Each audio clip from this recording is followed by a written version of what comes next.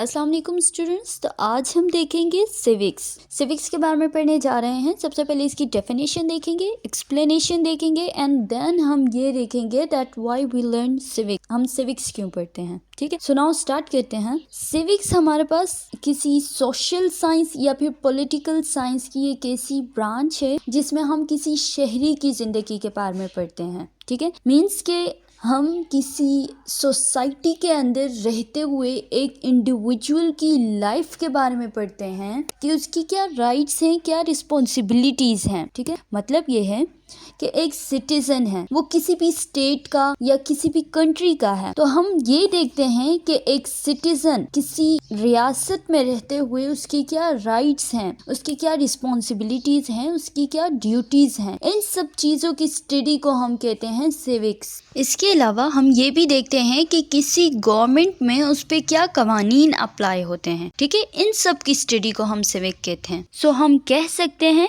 कि social science की एक ऐसी ब्रांच जिसमें हम सिटीजनशिप के बारे में पढ़ते हैं, किसी सिटीजन की लाइफ के बारे में पढ़ते हैं कि क्या हकूक हैं, क्या ड्यूटीज हैं, क्या रिस्पॉन्सिबिलिटीज हैं। इसके अलावा हम ये भी सिविक्स में पढ़ते हैं कि किसी कम्युनिटी या फिर किसी स्टेट के अंदर रहते हुए वहाँ की जो गवर्नमेंट है उसने अपने सिटीजन के लिए क्या कुछ फैसिलिटीज रखी हैं, क्या कवानीन बनाए हैं और उन कवानीन पर किस तरह से एक सिटीजन ने अमल करना है। Now next thing that we will discuss is that why we learn civics. हम civics क्यों पढ़ते हैं? So इसके several important reasons हो सकते हैं, जिसमें से कुछ reasons को हम discuss करेंगे। Number first reason क्या हो सकता है कि अपने right and responsibilities को समझने के लिए हम civics पढ़ते हैं। Now अब देखेंगे इसका second reason, to respect and protect the rights of others. Means कि दूसरों के right को respect देना हम सीखें। ठीक है, उनको प्रोटेक्ट करना सीखें। ये सब कुछ हम किसके थ्रू सीखते हैं? सिविक्स के थ्रू सीखते हैं। थर्ड रीजन है to understand the rule of law